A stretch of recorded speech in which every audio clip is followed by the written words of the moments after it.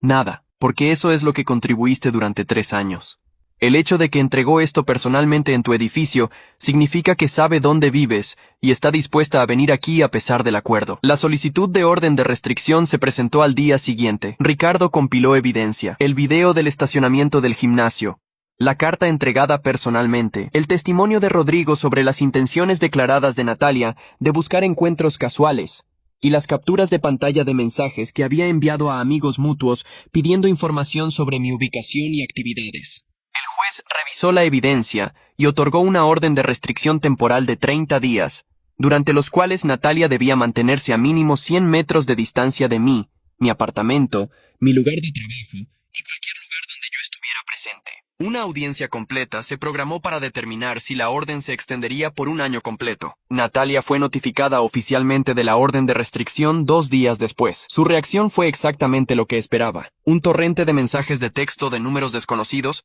Aparentemente había conseguido teléfonos prestados de amigos, diciendo que yo estaba exagerando, que una orden de restricción era excesiva para alguien que solo quería hablar, que yo era cruel e insensible. Cada mensaje violaba técnicamente la orden de restricción y Ricardo los documentó meticulosamente. Ella está construyendo nuestro caso para nosotros, observó con ironía profesional. Cada mensaje es evidencia adicional de que no puede o no quiere respetar los límites legales establecidos. La audiencia para la extensión de la orden de restricción ocurrió 3 semanas después de la orden temporal. Natalia apareció sin abogado. Aparentemente Ernesto Vega había abandonado su caso después de que ella no pudiera pagar sus honorarios continuos.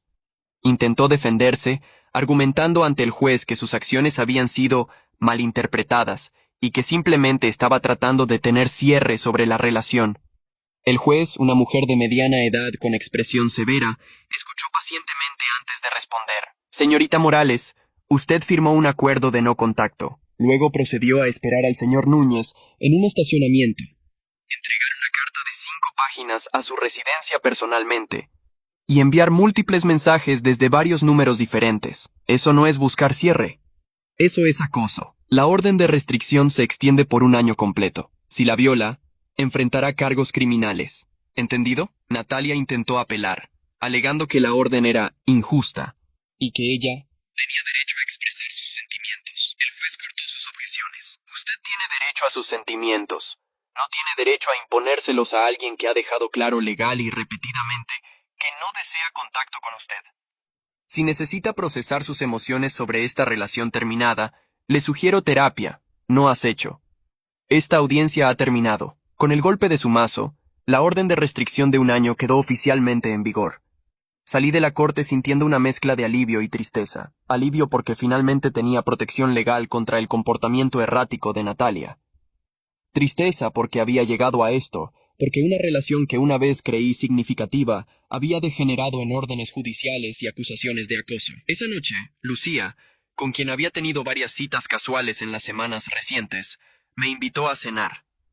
Habíamos desarrollado una amistad cómoda que lentamente evolucionaba hacia algo más. Ella sabía sobre Natalia, sobre la traición, sobre el drama legal que había seguido. ¿Cómo te sientes después de la audiencia?, preguntó mientras compartíamos vino en un restaurante tranquilo. Honestamente, aliviado, admití, pero también consciente de que esto es un recordatorio permanente de cómo la persona equivocada puede complicar tu vida de formas que nunca imaginaste. Lucía asintió comprensivamente. Mi ex me debe todavía $20,000 que nunca recuperaré. Tuve que aceptar que ese dinero se fue, pero la lección que aprendí sobre establecer límites y reconocer señales de advertencia, eso vale más que el dinero perdido. Su perspectiva me reconfortó. Habíamos tenido conversaciones previas sobre nuestras respectivas experiencias con traición y cómo nos habían cambiado. No estábamos apurados por definir lo que estábamos desarrollando entre nosotros. Ambos entendíamos el valor de tomarse las cosas con calma, de conocerse genuinamente antes de hacer compromisos. ¿Sabes qué es lo irónico?, comenté. Natalia me hizo un favor al rechazar ese anillo. Si hubiera aceptado, si nos hubiéramos casado, el daño habría sido exponencialmente peor. Su traición me salvó de un desastre mucho mayor. A veces las peores cosas que nos pasan son los mejores regalos disfrazados, acordó Lucía. Solo podemos verlo así con suficiente distancia temporal. Los meses siguientes trajeron una paz que había olvidado que existía. Sin drama legal, sin encuentros con Natalia, sin constante vigilancia sobre mi hombro. La orden de restricción funcionó como debía, creando una barrera legal que Natalia aparentemente decidió respetar después de la audiencia. Mi vida se normalizó gradualmente. La promoción que había estado esperando finalmente llegó, con un aumento salarial significativo y nuevas responsabilidades que me emocionaban profesionalmente. Mi relación con Lucía evolucionó naturalmente hacia algo más serio, basado en honestidad mutua y respeto, dos elementos que habían estado ausentes en mi relación con Natalia.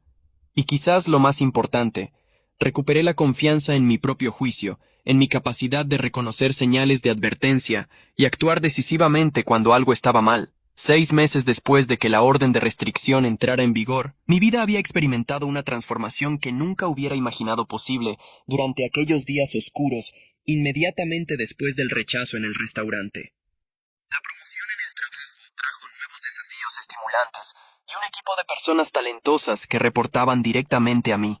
Mi apartamento, una vez lleno de recuerdos dolorosos de Natalia, se había convertido verdaderamente en mi hogar, rediseñado según mis gustos y lleno de nuevos recuerdos positivos. Y mi relación con Lucía había florecido en algo genuino, construido sobre una base sólida de comunicación honesta y respeto mutuo. Tan diferente de lo que había tenido con Natalia, que a veces me preguntaba cómo había confundido aquello con amor. Una tarde de sábado, mientras Lucía y yo paseábamos por el mercado de agricultores comprando ingredientes para una cena que planeábamos cocinar juntos, mi teléfono sonó con un número desconocido. Normalmente no contestaba llamadas de números que no reconocía, pero algo me impulsó a responder. Era la madre de Natalia, Mónica. Su voz sonaba cansada, derrotada, completamente diferente de la mujer que había llamado meses atrás, exigiéndome que reconsiderara haber echado a su hija. Sebastián, sé que probablemente no quieres hablar conmigo, comenzó, pero necesitaba que supieras algo. Natalia está en terapia intensiva. Después de la orden de restricción, finalmente aceptó que necesitaba ayuda profesional. Lucía me miró con preocupación cuando me alejé un poco para tomar la llamada con más privacidad. ¿Por qué me está contando esto, señora Mónica?, pregunté con cautela. Porque mi hija finalmente está enfrentando la realidad de lo que hizo, respondió Mónica. Su terapeuta le ha hecho ver que su comportamiento contigo fue abusivo en muchos sentidos.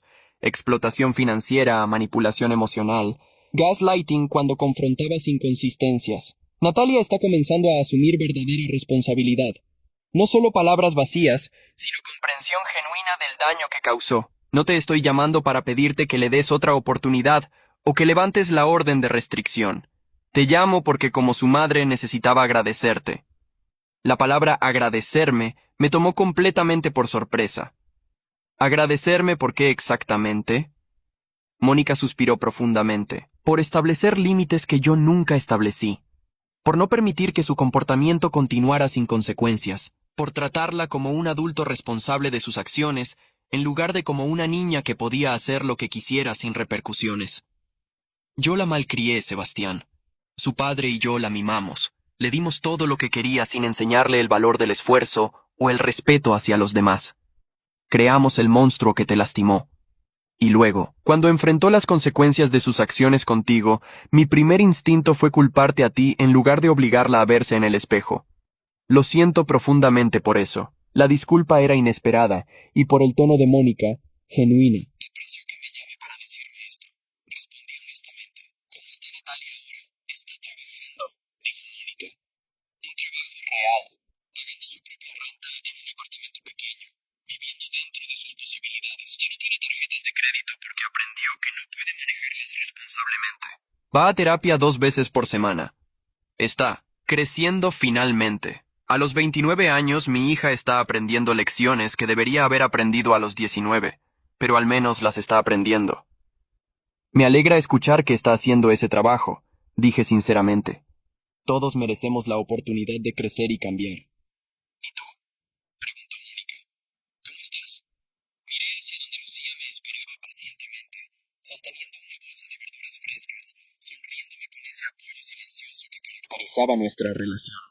Estoy bien, mejor que bien en realidad. Aprendí mucho de esa experiencia sobre mis propios límites, sobre las señales de advertencia que necesito reconocer, sobre el tipo de relación que realmente quiero. Fue doloroso, pero valió la pena si el resultado es estar donde estoy ahora. Me alegro, dijo Mónica con voz quebrada por la emoción. Mereces ser feliz. Y Sebastián, una última cosa. Natalia escribió una carta para ti. Su terapeuta le dijo que no la enviara, que respetara la orden de restricción y tu necesidad de espacio, pero está ahí, escrita, como parte de su proceso de sanación. Si alguna vez quieres leerla, házmelo saber. Si no, está bien también. No tienes obligación hacia ella. Guarde la carta, dije después de pensarlo. Tal vez algún día esté listo para leerla. Pero no ahora. Ahora estoy enfocado en seguir adelante, no en revisar el pasado. Lo entiendo completamente, respondió Mónica. Gracias por escucharme, Sebastián.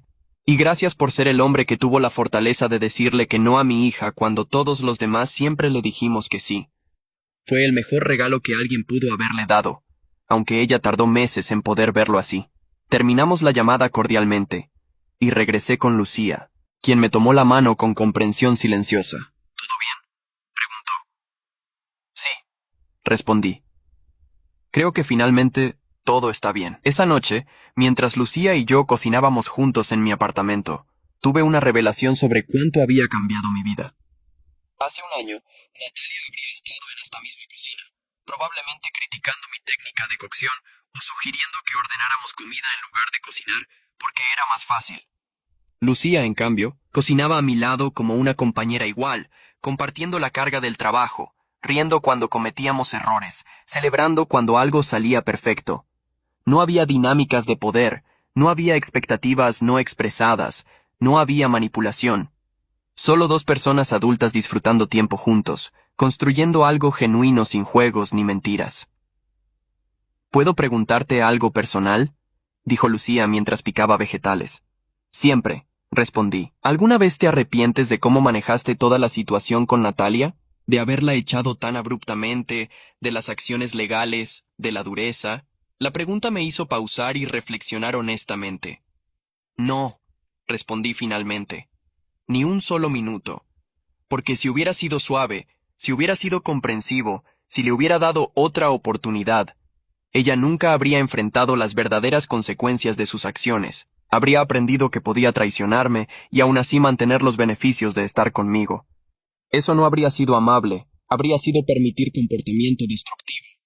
A veces la mayor amabilidad es negarte a ser cómplice de la autodestrucción de alguien. Lucía asintió pensativamente. Mi terapeuta me dijo algo similar sobre mi ex, que al dejarlo salirse con la suya con sus mentiras y deudas ocultas, yo no estaba siendo amorosa, estaba siendo codependiente. Fue difícil escucharlo en ese momento, pero tenía razón.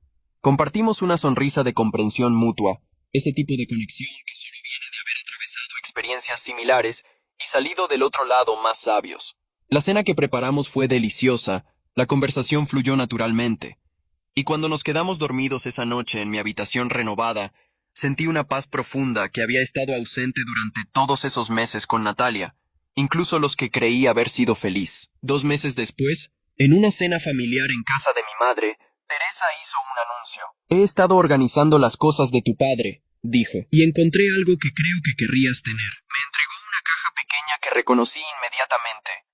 Era el anillo de compromiso de mi abuela, el que mi padre le había dado a mi madre hace más de 30 años. Tu padre siempre quiso que este anillo se quedara en la familia, explicó Teresa. Después de lo que pasó con Natalia, guardé el otro anillo que habías comprado. Pensé que tal vez querrías considerar usar el anillo familiar cuando encuentres a la persona correcta. Si es que encuentras a alguien, por supuesto. No hay presión. Mira hacia la casa donde Lucía estaba jugando con mi sobrino en la sala. Tomé la caja y abrí la tapa. El anillo era hermoso en su simplicidad, un diamante solitario en una banda de oro blanco, desgastado por décadas de amor genuino. Era perfecto. Gracias, mamá, dije con voz emocionada. Lo guardaré hasta que sea el momento correcto. Teresa sonrió y apretó mi mano. Ya no tienes esa mirada de dolor en tus ojos, observó. Has sanado realmente, no solo superficialmente. Eso me hace más feliz de lo que puedo expresar. Tu padre estaría tan orgulloso del hombre que te has convertido a través de todo esto.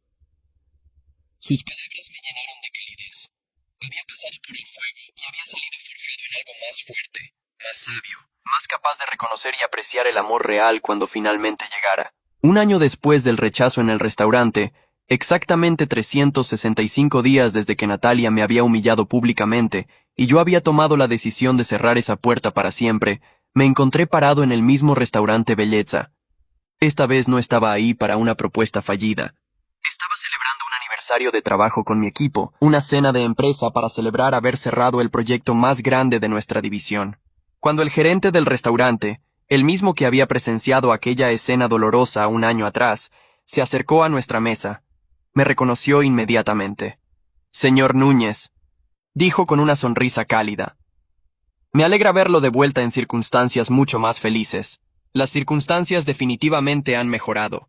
Concordé con una sonrisa genuina. «De hecho», continuó el gerente, «todo nuestro personal recuerda aquella noche. Hemos hablado de ello muchas veces. La forma en que manejó esa situación con tanta dignidad y compostura cuando hubiera sido muy fácil crear un escándalo fue admirable. Nos enseñó algo sobre mantener la clase bajo presión». Sus palabras me recordaron que las personas que habían sido testigos de mi momento más humillante también habían visto mi respuesta a él. Y eso importaba tanto como el incidente mismo. Esa noche, después de la cena de empresa, Lucía me recogió afuera del restaurante. Habíamos planeado una caminata nocturna por el parque cercano. Mientras caminábamos tomados de la mano bajo las luces de la ciudad, le conté sobre el encuentro con el gerente del restaurante y sobre la reflexión que había tenido. ¿Sabes qué es lo más extraño?, dije. Ya no siento ira hacia Natalia. No siento dolor. Cuando pienso en toda esa situación, lo único que siento es gratitud. ¿Gratitud?, preguntó Lucía con curiosidad. ¿Por qué? Porque su traición me liberó de una vida de mentiras. Porque las consecuencias que enfrentó le enseñaron lecciones que nadie más había podido enseñarle. Porque todo lo que pasó me llevó eventualmente a ti. Lucía se detuvo y me miró con esos ojos que habían visto mi dolor y mi sanación. Sebastián Núñez, ¿estás diciendo que soy una consecuencia positiva de tu peor experiencia? Estoy diciendo que a veces las peores cosas que nos pasan abren puertas a las mejores cosas que aún no han llegado, respondí. Estoy diciendo que no cambiaría nada de lo que pasó, porque cambiar eso significaría no estar exactamente aquí, exactamente ahora contigo. La besé bajo las estrellas, sintiendo que finalmente había llegado al otro lado de aquella tormenta. No solo sobreviviendo, sino prosperando. No solo sanado, sino transformado en alguien mejor equipado para reconocer y valorar el amor real. Meses más tarde, recibí un último mensaje relacionado con Natalia. Era de Rodrigo, un mensaje breve. Pensé que querrías saber. Natalia se mudó a otra ciudad para comenzar de nuevo. Tiene un trabajo estable en una compañía de eventos. Está pagando sus propias cuentas. Sigue en terapia. Me pidió que te dijera que finalmente entiende que las consecuencias que enfrentó fueron justas y necesarias. No espera perdón ni contacto. Solo quería que supieras que tu decisión de establecer límites firmes la ayudó más que cualquier otra cosa que alguien haya hecho por ella. Esas son sus palabras, no las mías. Leí el mensaje con una mezcla de satisfacción y alivio. No había sido el villano de la historia, había sido la persona que finalmente le dijo que no a alguien que desesperadamente necesitaba escuchar esa palabra. Hoy, cuando miro hacia atrás a todo lo que pasó, veo una historia completa. Una historia sobre traición, sí, pero también sobre límites, consecuencias, crecimiento y la capacidad del ser humano de sanar y transformarse. Natalia me enseñó que no quería en una relación. Las consecuencias que enfrentó le enseñaron lecciones que su vida privilegiada nunca le había enseñado, y ambos, de formas muy diferentes, emergimos de esa experiencia como personas más completas, más conscientes, más capaces de construir relaciones saludables basadas en respeto mutuo en lugar de explotación.